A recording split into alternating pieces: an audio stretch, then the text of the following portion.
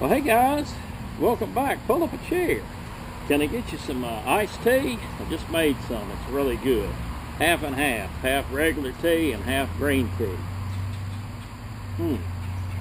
I put a little bit of that nano silver solution in it too. I'm really big, on the nano silver. Well, what you guys been up to? Glad you could drop by. We're trying to sit around and visit a spell.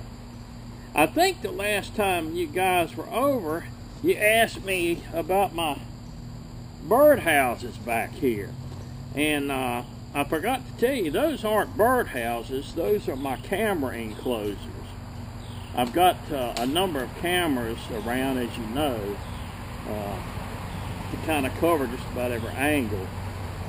And these are some houses that I built to keep the birds out. They were making some nests, so I put some screen in front of the little houses. And of course the cameras I bought at Harbor Freight. They're not real expensive, but they work really great, and even they work at nighttime. They've got a little microphone built in, and I think they're about 40 bucks. So they're not really expensive, but they're really nice to have. And it's good to have a good security setup. In fact, let's talk a little bit about my security setup.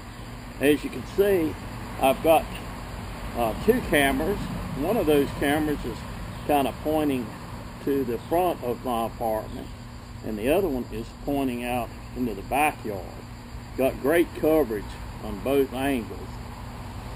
And as far as the wiring, they are wired. That's the disadvantage.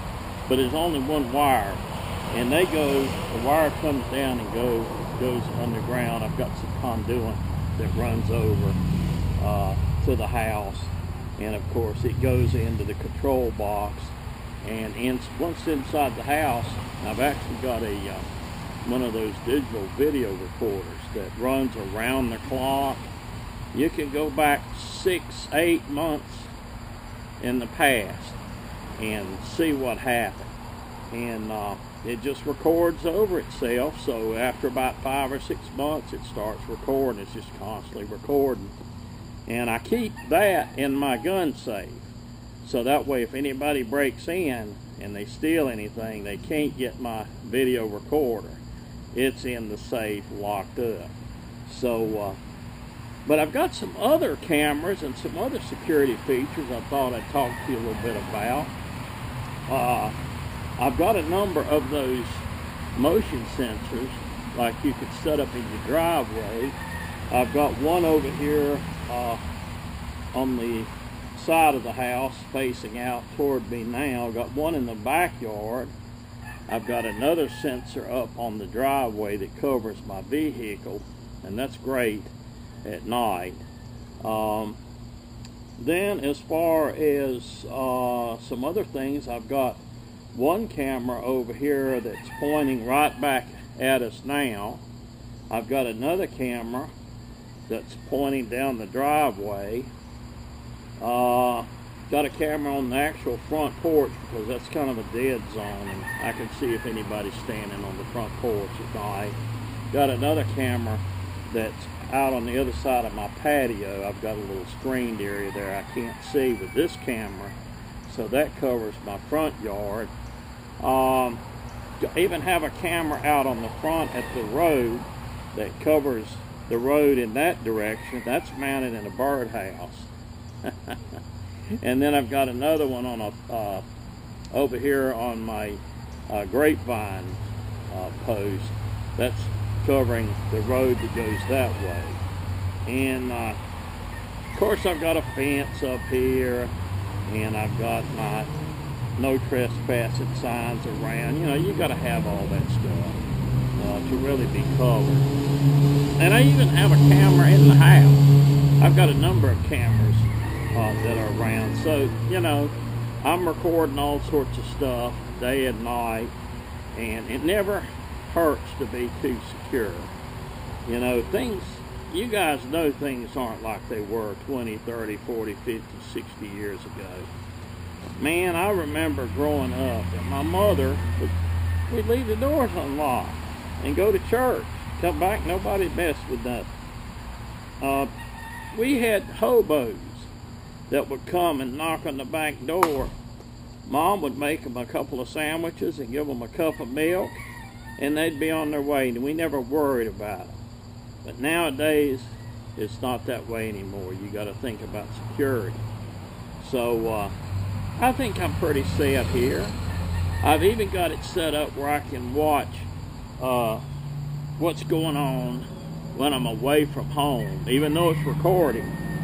I've got it set up to where I can watch it back on my smartphone. So I can be at work and check on it. I can be at the store and check on it, or whatever. Come by one of you guys' house, visit you, set a spell with you, check on it. I can be out in California visiting with somebody out there and check on it. So, you know, it's great. So you got to really have your security things lined up. And one of the best things that I've got is a little bit of firepower, just in case. If I'm sitting out in the yard, I've always got a weapon close by. And it's just that day and age, unfortunately. But guys, I want to tell you about a friend of mine that's really big into a lot of this security.